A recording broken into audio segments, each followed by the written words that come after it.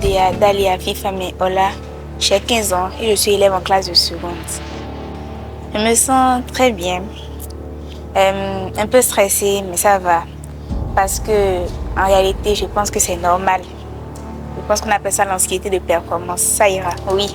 Je l'ai fait à l'éliminatoire et je suis prête à encore le faire.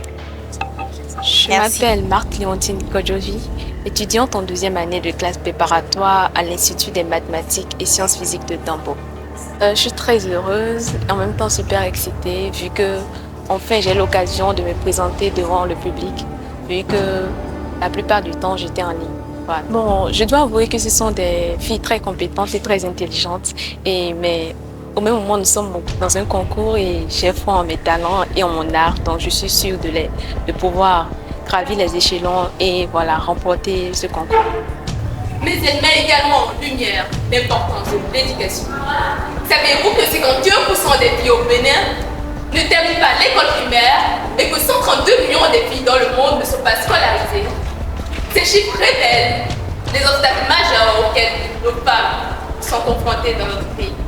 Au Bénin, seulement 8 femmes sur 83 députés ont été élues au Parlement en 2019. De plus, 70% des femmes béninoises subissent une violence basée sur le genre. Ce soir, je me tiens devant vous non seulement en tant qu'oratrice, mais comme une défenseuse passionnée d'un droit essentiel et indéniable, le droit à l'éducation. Dans un monde en perpétuelle transformation, l'éducation ne se résume pas qu'à une simple faculté. C'est la clé qui déverrouille les portes de l'avenir, la lumière qui éclaire nos chemins, le pouvoir qui permet à chacun de réaliser ses rêves. Mais au fond, que deviendrait notre avenir sans un accès universel à l'éducation? Mais c'est pas un monde meilleur. Un monde meilleur, c'est un monde où la fille a les mêmes droits, les mêmes chances, les mêmes opportunités de réussite que le garçon. Un monde meilleur, c'est un monde où le garçon peut pleurer, exprimer ses sentiments sans être traité de fillette ou de pelouse. Un monde meilleur, c'est un monde où une femme peut avoir des muscles sans que ce ne soit dérangeant. Un monde meilleur, c'est un monde où une femme peut être mécanicienne, chauffeur, sans être jugée par la société.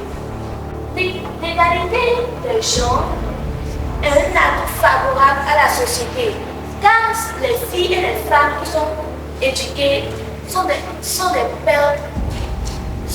personnes qui peuvent apporter un soutien fort à la société de demain et au monde entier. La confiance en soi n'est pas seulement pour les filles. Les garçons aussi ont besoin de confiance en soi pour être de vrais hommes.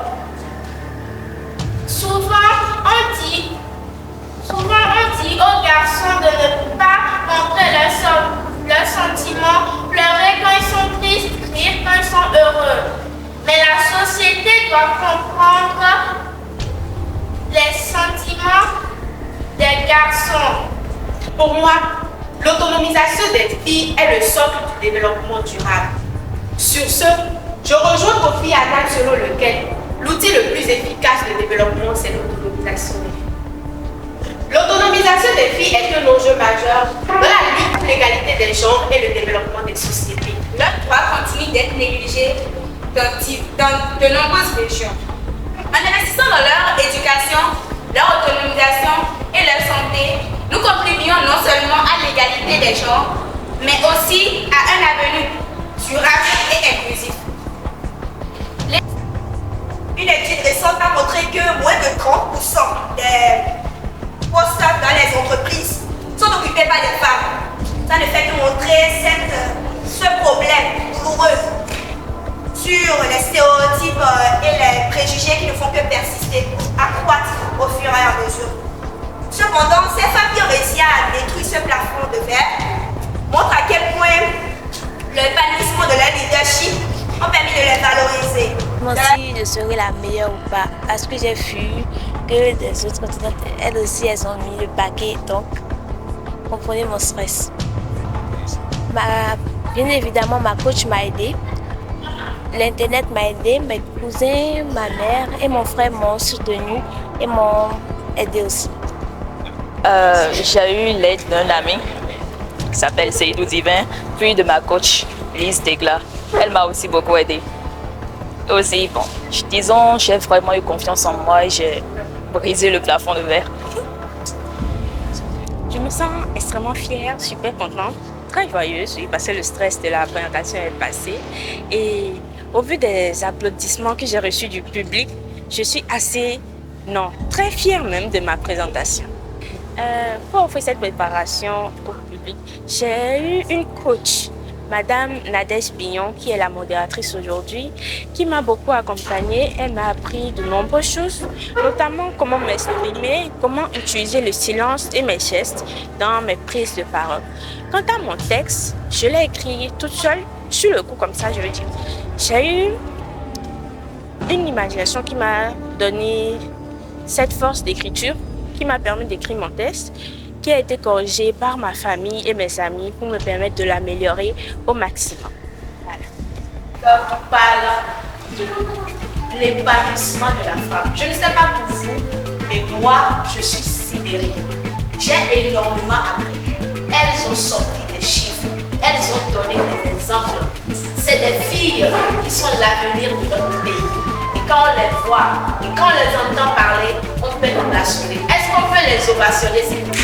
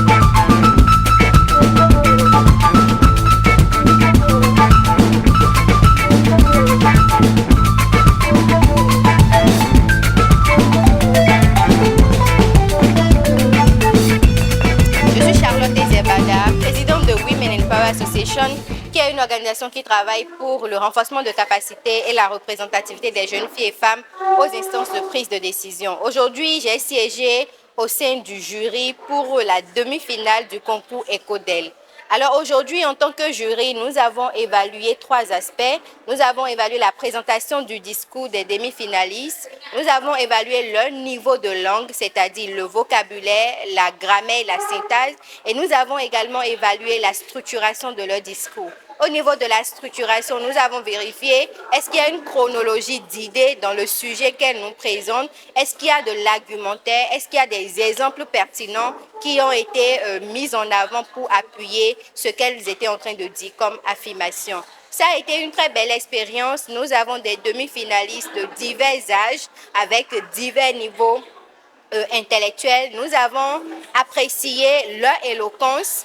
Oui, il y avait du stress comme à l'accoutumée pour toute présentation orale, mais nous avons évalué et apprécié leur capacité à surmonter et aller au-delà de ce stress-là, à pouvoir s'affirmer, s'afficher, rester devant un public et dire leurs idées, argumenter leurs idées et dire des exemples qui nous ont un tant soit peu émus. Et nous avons donc, à l'issue de l'activité d'aujourd'hui, recenser 6 demi-finalistes qui vont continuer l'aventure EcoDel et qui vont se présenter à la finale. Aujourd'hui, le travail a été assez rude. Nous avons eu des moyennes qui se ressemblaient à divers niveaux. En tant que jury, oui, les moyennes à un moment donné étaient identiques, mais l'intellect et le professionnalisme nous a invités à pouvoir faire une démarcation et à faire les choix nécessaires qu'il faut pour continuer l'aventure de EcoDel. Nous leur souhaitons donc plein succès pour la suite, travail sur travail et